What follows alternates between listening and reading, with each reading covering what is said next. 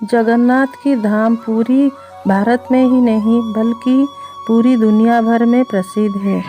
आज मैं आपको सुनाने जा रही हूँ नीलमाधव से श्री जगन्नाथ कैसे बने, उनकी कहानी।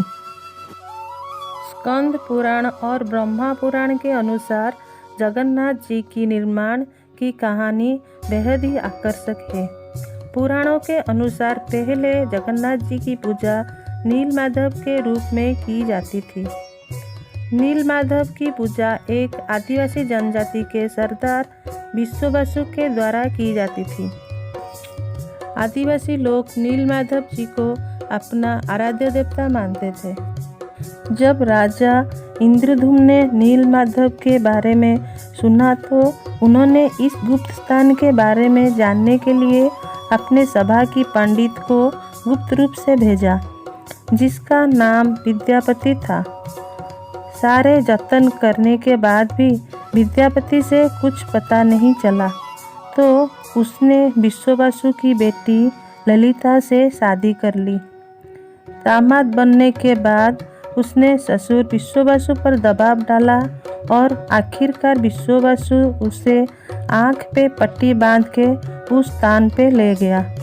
विद्यापति का नाम ऐसे ही विद्यापति नहीं था, वो तो अपने साथ सरसों के दाने ले गया और पट्टी बांधे होने के बाद भी उन सरसों के दाने के सहारे वो गुप्त स्थान का पता लगाने में समर्थ हो गया।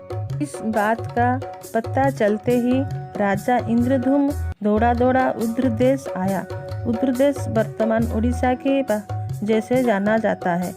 आया ताकि भगवान के दर्शन और पूजा कर सके, परंतु जैसे ही राजा गुफा में गया, नीलमाधव को ना देखकर राजा बेहद निराश हो गया और बेहद खतरनाक नील पर्वत पर अनशन पर बैठ गया।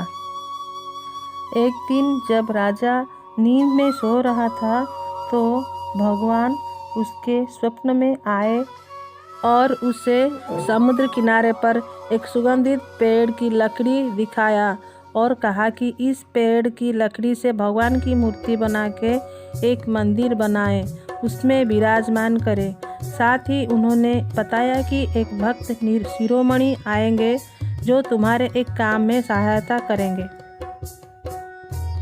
अगले दिन ही एक कारीगर राजा के पास आ पहुंचा। राजा ने उसका सत्कार किया और मूर्ति का निम्न आरंभ करने को कहा। मूर्तिकार ने एक शर्त रखी। उसने कहा कि मूर्ति बनाने में 21 दिन लगेंगे। उससे पहले कोई भी दरवाज़ा नहीं खटकाए और ना ही खोले। राजा ने शर्त मान ली। राजा बाहर ही खड़ा रहा। 14 दिन राजा का धैर्य टूटा, क्योंकि अंदर से कोई आवाज़ नहीं आ रही थी। राजा ने दरवाज़ा खोल लिया। अंदर मूर्तिकार नहीं था, पर मूर्तियाँ लगभग आधी निर्मित थी।